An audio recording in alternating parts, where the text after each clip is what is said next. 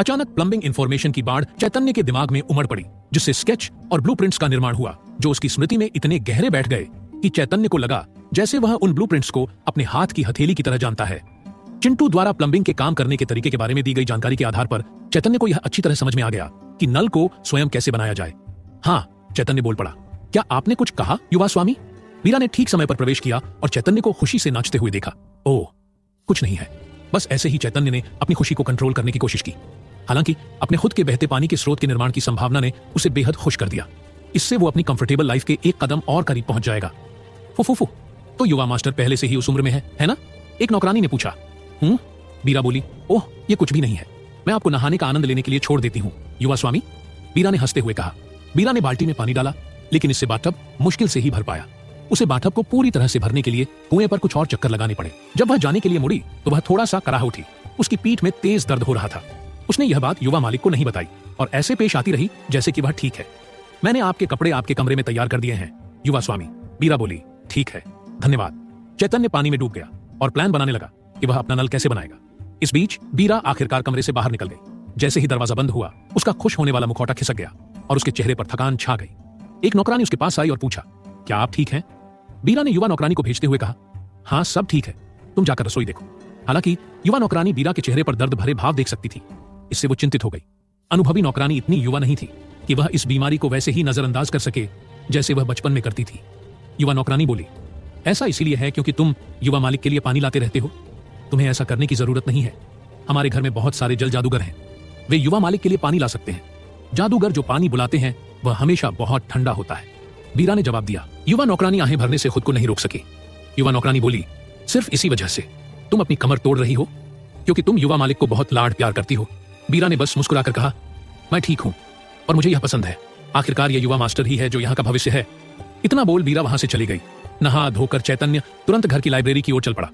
ये वो जगह थी जहां इतिहास से लेकर बाहरी दुनिया तक कई तरह की चीजों के बारे में ढेरों किताबें थीं।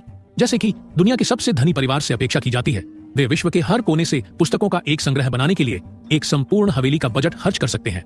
लाइब्रेरी अपने आप में इतना विशाल था कि उनकी पुरानी दुनिया में इसे अपने आप में एक हवेली माना जा सकता था। चैतन्य ने लाइब्रेरी में कई मिनट तक घूमते हुए वो किताब ढूंढने का प्रयास किया जिसके बारे में वह जानना चाहते थे। फिर चैतन्य उस तक पहुंच ही गया। बिल्ट इतिहास।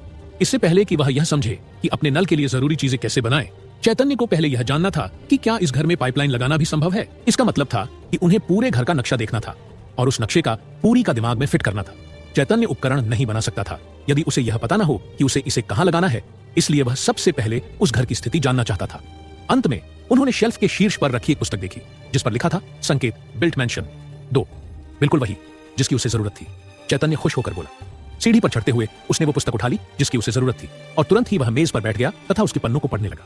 बेशक यह सब इस दुनिया में था, हालांकि इससे कोई फर्क नहीं पड़ा क्योंकि उसे सिर्फ चिंटू की जरूरत थी जो उसके लिए सारा काम कर दे, इसलिए वो बस पन्नों को पलटता रहा।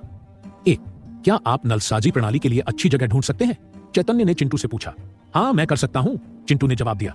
चिंटू ने रिसर्च करनी स्टार्ट कर दी। चैतन्य ने पन्नों को पलटना जारी रखा और चिंटू की दी जानकारी को अपने दिमाग में डालने दिया। अगर कोई बाहरी व्यक्ति अब भी उसे देखे तो उसे लगेगा कि वह सिर्फ जवान लड़कों की तरह पढ़ने का नाटक कर रहा है।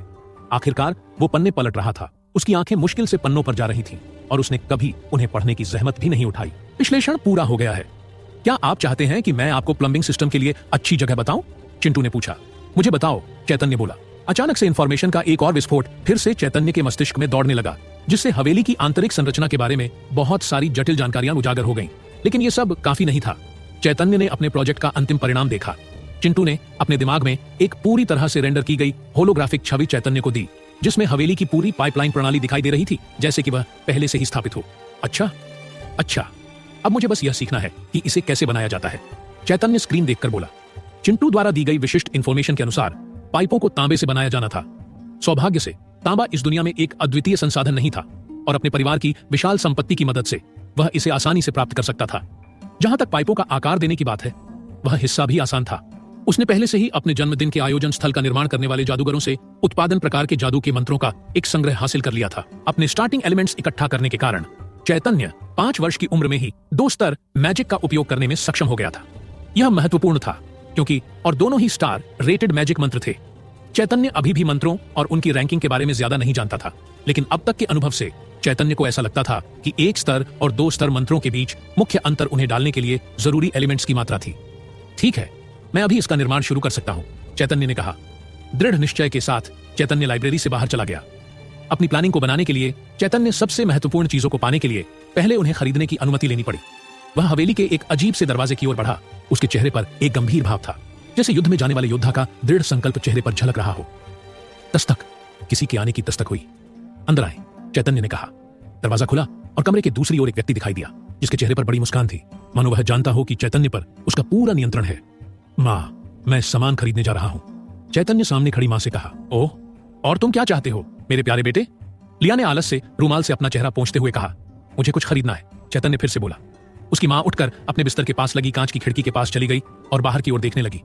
और मुझे ऐसा क्यों करना चाहिए? चैतन्य ने दांत पीसते हुए कहा। बदले में तुम मेरे गालों पर चुटकी काट सकते हो 5 बार। उसकी आंखें चमक उठी। सौदा डन।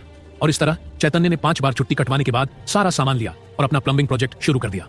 4 दिन के तक चैतन्य के गाल लाल और सूजे हुए थे, लेकिन फिर भी चैतन्य ने अपना काम जारी रखा।